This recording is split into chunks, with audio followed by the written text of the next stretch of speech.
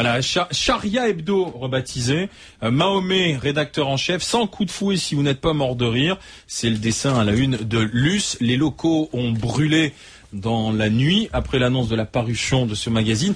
L'enquête est en cours. Est-ce lié? Est-ce que ça nous rappelle tristement les caricatures plus un site piraté, oui. Des menaces aussi sur Internet. Est-ce qu'on fait la liaison directe? On se moque de l'islam et donc c'est les fondamentalistes qui agissent derrière? Claude Goasguen? Présomption d'innocence. Présomption d'innocence, mais c'est probable quand même. Najat Vallaud-Belkacem. Bon, d'abord les faits sont très graves, évidemment. Je pense qu'il faut vraiment jamais transiger avec les principes et que la liberté d'expression est sacrée. Donc moi je me réjouis du consensus quand même parce que tous ceux que j'ai vus se prononcer depuis ce matin l'ont fait dans le même sens.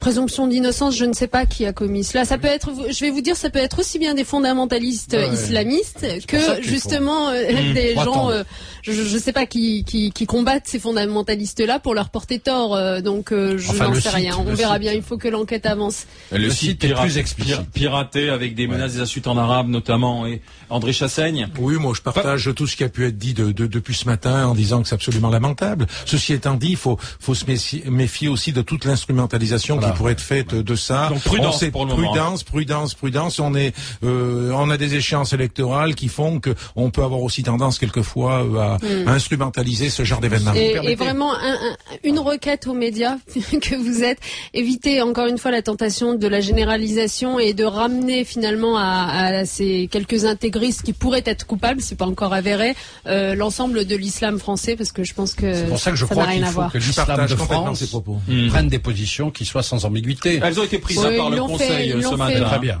Le CFCM, le Conseil français du culte musulman. C'est en réalité à eux qu'il convient maintenant de porter un peu le message de l'islam.